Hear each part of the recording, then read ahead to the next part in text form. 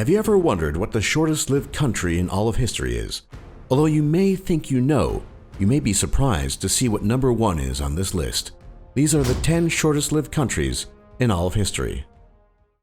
Number 10 is the Bavarian Soviet Republic, which survived for a mere 25 days in 1919. Many people don't know this, but after the conclusion of the First World War, Germany was on the verge of a civil war. As Germany fell apart, communist revolutionaries in Bavaria saw their chance to establish a socialist workers' state in Bavaria. As time went on, the soldiers of this fledgling Soviet republic, who were mainly playwrights and intellectuals, struggled to govern their territory. While they did manage to form a Red Army, as well as confiscate luxury apartments, their choices in ministers certainly left a great deal to be desired. For example, the Minister of Foreign Affairs in the Bavarian Soviet Republic had been admitted to psychiatric hospitals on numerous occasions before his appointment. He once even informed fellow communist revolutionary Vladimir Lenin via telegraph cable that the minister-president of the Bavarian Soviet Republic had stolen the key to the ministry toilet.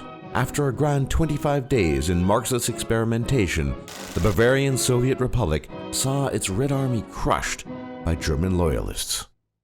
Number 9 is the California Republic, which was a short-lived and unrecognized nation that had total military control over most of the modern-day state of California. The Republic of California, which would only exist for the better part of 25 days, was founded in the spirit of revolution and gunpowder. Before this, however, California was merely a province of the First Mexican Empire. During the later years of the Mexican Empire, many Americans had illegally immigrated to California. The Mexican government was very wary of the ever-increasing numbers of American illegals and passed laws banning all undocumented Americans from owning or even renting property. As a result, the American settlers decided that they should seize California for themselves and launched the now famous Bear Revolt. The revolt was extremely successful, and even a new flag was commissioned for the Republic, which bore the now iconic California grizzly bear. Unfortunately, however, for the rebels, most of their time was spent distributing flags rather than governing, and after forces from the United States Navy arrived, the California Republic immediately surrendered and it became a territory of the United States of America. Number 8 is the Republic of Kuwait, which existed for just 24 days in the year 1990. The Republic of Kuwait was created in the aftermath of the Iraqi invasion of Kuwait in 1990. It was a puppet state of the Ba'athist Iraq, and as a result, it was also a Ba'athist state.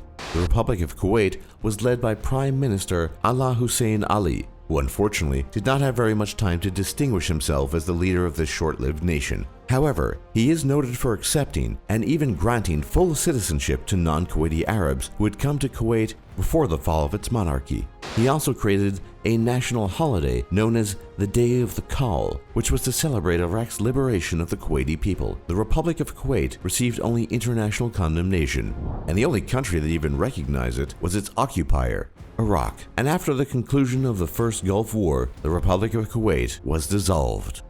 Number 7 is the Republic of Connacht, which was forged in the fires of the Great Irish Rebellions of 1798, but only ever received recognition from the French First Republic. During this year, the Napoleonic Wars were in full swing, and the French desired to undermine the British Empire. To accomplish this, they dispatched an expeditionary force to liberate the Irish from English rule. This led to the creation of the Republic of Connacht, which had its capital in the town of Castlebar and was led by its first and only president, John Moore. After the British counterattacked the French, the forces loyal to the Republic of Connacht surrendered after just 30 minutes of fighting. Number 5 is East Timor, which declared independence from Portugal in 1975, but would persist for just a mere 9 days. What happened was that a military coup in Lisbon that same year caused the Portuguese Empire to fall into disarray. Seeing their opportunity, the Revolutionary Front for an independent East Timor seized power. However, Indonesia feared that East Timor was too sympathetic to communist ideas and quickly invaded with untold brutality. East Timor fought on for a little over a week, but was eventually forced to capitulate, bringing a brief but not permanent end to the idea of independence for East Timor. Number 5 is the state of Somaliland, which existed for just 5 days in 1960. What happened was that the Protectorate of British Somaliland was granted independence as part of the United Kingdom's decolonization program. During these 5 days, Somaliland even received recognition from countries including China, France, Israel, and the Soviet Union. Queen Elizabeth II even sent a letter of congratulations stating, "I, my government, and my people in the United Kingdom wish you well on this day of independence. I look forward to a continuing and enduring friendship between our two countries."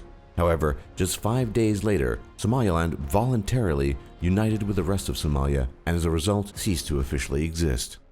Number 4 is the Faroe Islands. After the conclusion of the Second World War, Denmark was liberated from German occupation, and it was unclear what was going to become of the far-flung provinces of the Kingdom of Denmark, which at the time included Greenland, Iceland, as well as the Faroe Islands. The residents of the Faroe Islands took matters into their own hands, voting 50.74% in favor of independence from Denmark, and for a whole 2 days that referendum stood. But the declaration was later annulled by King Christian X of Denmark. Later, a compromise was reached, and it was determined that the Faroe Islands would be granted home rule. And for a brief time, 2 days to be exact, the island was fully independent.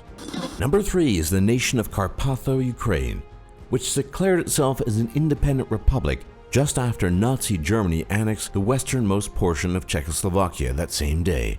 The self-proclaimed Carpatho-Ukrainian government was headed by President Augustin Ivanovich Voloshin, who barely had any time to get his newfound nation's affairs in order. Law and order broke down almost immediately, and Carpatho-Ukraine came to an abrupt end after less than 24 hours when Hungary annexed it. Number 2 is the Republic of Crimea, which was a very modern, yet just as short-lived nation. On March 17th of 2014, the Republic of Crimea unilaterally declared its independence from Ukraine during the earliest days of the Ukrainian Civil War. The Republic of Crimea was recognized quickly by the Russian Federation and its allies, while Ukrainian authorities continued to insist that Crimea was still just a province of Ukraine. During its existence, the Republic of Crimea switched its time zone to Moscow time, seized Ukrainian state property, and adopted the Russian ruble as its official currency. The governing body of the Republic of Crimea, which was the Crimean State Council, decided that its final act would be a formal request to become a federal subject of Russia. This request was almost immediately granted. Today, Crimea remains under the de facto control of the Russian Federation, but for a day, it did enjoy its own independence. And number 1 is the Russian Democratic Federative Republic, which was established by the democratically elected Russian Constituent Assembly.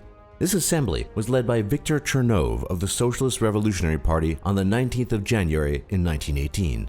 However, the Russian Democratic Federative Republic would go on to be dissolved just 13 hours later by the All-Russian Central Executive Committee, which was led by the unelected Vladimir Lenin. During its 13 hours of existence, there was ample time to design the structure of the government of the Russian Democratic Federative Republic, as well as draft a constitution. Under these plans, Russia was to become a representative democracy, universal suffrage was to be granted to all citizens above the age of 20, and a dual system of legislatures was to govern Russia. During its 13 hours of legal existence, the Russian Federative Republic still held on to a great deal of the territory of the Russian Empire. But instead, history brought us the Russian Civil War and the Soviet Union, leaving this quirk of a nation relegated to the footnotes of history. For more top lists just like this, be sure to leave a like and subscribe if you haven't already, and don't forget to check out our other lists. And thanks for watching, and thanks for learning.